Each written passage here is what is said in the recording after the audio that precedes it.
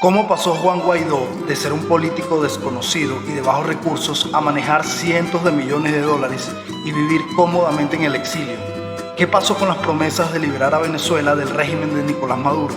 Hoy vamos a revelar las fallas, las controversias y la inesperada riqueza de un líder que prometió cambiarlo todo. Y si quieres saber por qué muchos lo acusan de corrupción y traición, quédate hasta el final porque vamos a exponerlo todo. Juan Guaidó inició su carrera política como dirigente del movimiento estudiantil venezolano, destacándose en las protestas del 2007 contra el cierre de RCTV y el referéndum constitucional. Fue miembro fundador del Partido Voluntad Popular en 2009 y tras varios intentos electorales resultó elegido diputado en el 2015. En diciembre del 2018 fue designado presidente de la Asamblea Nacional y el 23 de enero del 2019 se autoproclamó presidente encargado de Venezuela, obteniendo el reconocimiento de alrededor de 60 países, incluyendo Estados Unidos y varias naciones europeas y latinoamericanas. Durante su mandato como presidente encargado, Guaidó enfrentó la disyuntiva de solicitar una intervención militar extranjera para derrocar al régimen de Nicolás Maduro. A pesar de que el entonces presidente de Estados Unidos, Donald Trump, ofreció su apoyo en este sentido, Guaidó optó por no solicitar dicha intervención, generando críticas entre sus seguidores y otros líderes opositores que veían esta acción como una oportunidad para un cambio político en Venezuela. Al parecer, Guaidó solo nombraba la posible intervención como una forma de legitimación ante el oficialismo, pero lo cierto es que, una vez se le comenzaron a entregar recursos y activos de Venezuela en el extranjero, nunca más volvió a mencionar esa opción. Sospechoso, ¿no? En su lugar, Guaidó decidió seguir apostando por una ruptura interna de las Fuerzas Armadas venezolanas. Esto se materializó el 30 de abril del año 2019 en la intentona fallida de golpe que culminó con la aprehensión y la tortura de la mayoría de los militares venezolanos que habían creído en Guaidó. Un año después, el exconsejero de Seguridad Nacional de Donald Trump reveló en su libro La habitación donde sucedió que Donald Trump veía a Guaidó como un líder incapaz y débil, que además no terminaba de mostrar un interés claro en que Maduro saliera del poder. Pero este video no se trata tanto de la ineptitud política de Guaidó, sino del oscuro manejo de fondos que su gestión realizó. Así que empezaremos a desglosar uno por uno los casos más polémicos de corrupción de su administración. Al primer gran escándalo de corrupción de la administración Guaidó se le conoció como el Cúcutazo. Este escándalo comenzó a gestarse a partir del 23 de febrero con el famoso concierto Venezuelan Aid Live, que tuvo lugar en Cúcuta y tenía la meta de ingresar ayuda humanitaria a Venezuela y además recaudar fondos para el pueblo venezolano. El concierto tuvo un gran auge a través de las redes sociales y contó con el apoyo de personas como Richard Branson, Don Omar y diversos artistas, venezolanos y extranjeros. Pero a pesar del fracaso que implicó que la Guardia Nacional impidiera el ingreso de los camiones cargados con ayuda humanitaria a Venezuela, la administración de Guaidó se jactó de otro logro. Decenas de militares habían abandonado el régimen de Nicolás Maduro y se habían sumado al gobierno interino de Juan Guaidó. Guaidó había prometido que todo aquel militar que abandonara a Maduro sería un héroe y por lo tanto sería tratado como un héroe. Según un excelentemente documentado artículo del periodista venezolano Orlando Avendaño, la estadía de los militares en Cúcuta sería financiada por tres entes principales: el gobierno de Colombia, ACNUR, que es la Agencia de las Naciones Unidas para los Refugiados, y el gobierno interino de Juan Guaidó. Pero pocos meses después cesaron los pagos a los hoteles de los que se encargaba la administración Guaidó, que eran el Hotel Ácora y el Hotel Vasconia. Finalmente, ante la incapacidad de sostener esa realidad, el Hotel Ácora decidió desalojar a 65 militares y sus familiares. La responsable de la administración de los fondos destinados a la manutención de los militares era Rosana Barrera, militante de Voluntad Popular y cuñada del diputado Sergio Vergara, quien era en ese momento la mano derecha de Guaidó. Barrera fue nombrada por Guaidó para dicha función en una carta que además separaba de esta misma función a la diputada Gaby Arellano, quien hasta entonces venía realizando una labor exhaustiva para lograr ingresar la ayuda humanitaria a Venezuela. La diputada Arellano además tenía meses exiliada en Colombia, por lo que ya estaba familiarizada con el entorno y tenía un conocimiento extenso de la situación fronteriza. Pese a esto, Rosana Barrera asume las funciones para administrar los fondos de los militares en Cúcuta. Pero las alarmas se encendieron cuando funcionarios de la inteligencia colombiana notaron que Barrera comenzó a llevar una vida que no se correspondía con quien era. El Servicio Nacional de Inteligencia de Colombia le hizo entonces un seguimiento a Barrera, recopilando extensas pruebas de su corrupción.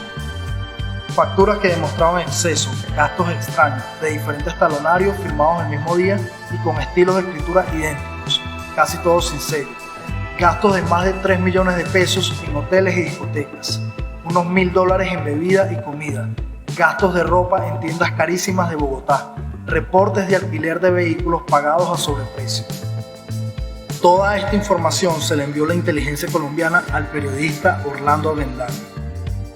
Final y tardíamente, luego de meses de haber sido notificado por el gobierno de Colombia sobre las irregularidades de Barrera, Guaidó instó a su emisaria a acudir a una reunión en la Embajada de Venezuela en Colombia para rendir cuentas de su gestión.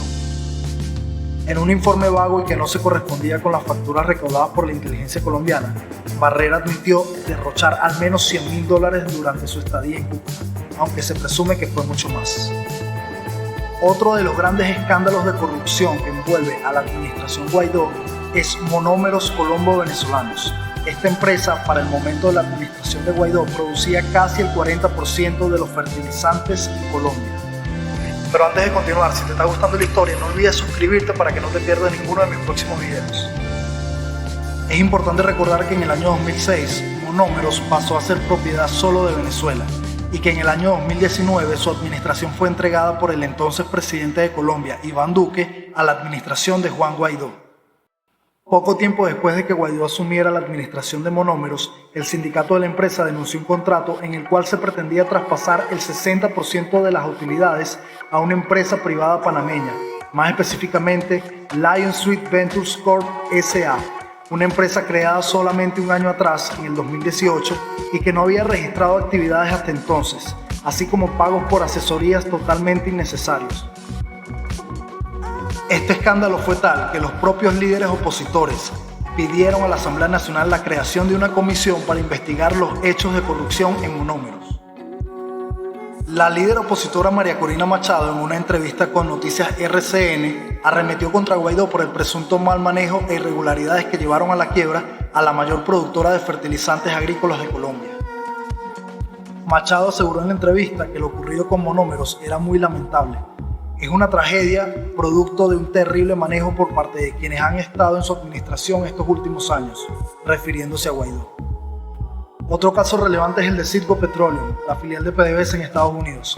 Bajo la administración ad hoc, designada por Guaidó, Citgo obtuvo préstamos significativos para mantener sus operaciones.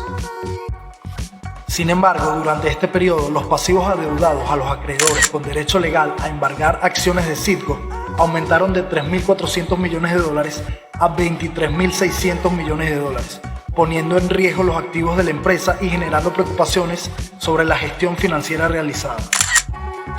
Según el economista Francisco Rodríguez, Guaidó causó pérdidas al país por más de $19.000 millones al utilizar los recursos de PDVSA para gastos legales. De acuerdo con la Corte de Delaware, el gobierno de Guaidó usó recursos de PDVSA para financiarse, para pagar sus gastos legales y obligó a PDVSA a aceptar sus términos de refinanciamiento. Estas decisiones causaron pérdidas a la nación por $19.000 millones. Uno de los gastos más fuertes que caracterizó la gestión de Guaidó fue el pago por concepto de honorarios profesionales para litigios internacionales con el fin de hacerse con activos congelados al régimen de Nicolás Maduro. Parecía que esto era en lo único que se enfocaba la administración Guaidó y en lo poco que tuvo algo de éxito. Una de esas tantas cuentas, anunciaría John Bolton, el exconsejero de seguridad de Donald Trump, constaría de $7.000 millones, que según la periodista venezolana Carla Angola, serían transferidos a una cuenta corriente cuyo acceso tendría Juan Guaidó y podría usar para ayudar al pueblo venezolano. Del tema de la ayuda humanitaria también hay mucha tela de que cortar. El gobierno de los Estados Unidos habría entregado más de $654 millones en lo que ellos denominan asistencia humanitaria y de desarrollo para atender la crisis venezolana. De esos 654, 435 le fueron otorgados por la Agencia de los Estados Unidos para el Desarrollo Internacional, o USAID por sus siglas. Todo este dinero era entregado a Guaidó a través de ONGs o fundaciones sociales, cuyos fundadores en muchos casos eran sus propios colegas diputados. Entre las causas para las cuales se destinarían estos fondos estaban: para los venezolanos dentro de Venezuela, apoyar a defensores de derechos humanos, organizaciones de la sociedad civil, medios independientes y supervisores electorales en Venezuela. Además también estaba ayudar al gobierno interino y a la Asamblea Nacional elegida democráticamente, y el apoyo de planes para recuperar la economía e implementar servicios sociales en una futura y supuesta transición democrática. Sin embargo, una parte de ese dinero también fue destinada a causas más ambiguas y oscuras, como programas urgentes de ayuda, supuestamente entregados a socios imparciales y organizaciones locales.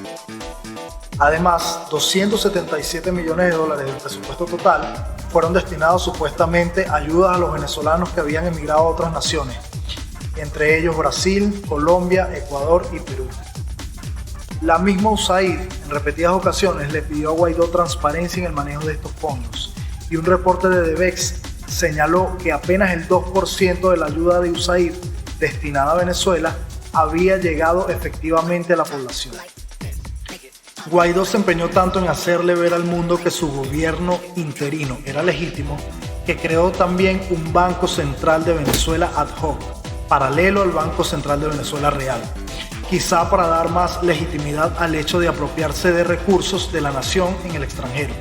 Pero da curiosidad que si entras a su portal web, al del Banco Central ad hoc me refiero, en la pestaña de cómo se utilizaron los fondos no aparece nada.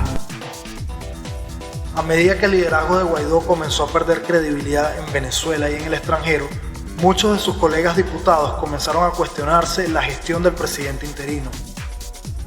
El diputado Julio Borges criticó especialmente el Fondo de Liberación de Venezuela, que a pesar de no haber generado ninguna clase de resultados visibles, Guaidó seguía insistiendo en que se incrementara el presupuesto de dicho fondo. Pero no todo es malo en Juan Guaidó. También es un hombre muy generoso, tanto así que le cambió la vida para siempre a su primo Juan Víctor Salcedo Márquez, quien hasta el año 2018 era guía turístico en el Fenway Park de los Medias Rojas de Boston. Pero en el año 2019, luego de participar en la comitiva de la gira suramericana de la presidencia interina de Guaidó, Salcedo Márquez pasó de ser un guía turístico en Fenway Park a un empresario exitoso con una empresa en Londres que además organiza conciertos en Boston y en Nueva York con artistas internacionales. Y esto también puede decirse de su hermano, el infame Gustavo Guaidó, que pasó de ser un joven humilde de La Guaira a manejar Mercedes-Benz en Miami, sin trabajo conocido. Esto ha sido todo por hoy. La conclusión es que si quieres pasar rápido de esto a esto, te olvides de estar leyendo Tony Robbins y de estar estudiando educación financiera y te enfoques en convertirte en el presidente interino de algún país muy rico, que parece ser mucho más rentable. Nos vemos en el próximo video. You are great. Shame on you. Where is the money, Juan? Where is the money that you stole from the Venezuelan people? Where is the money?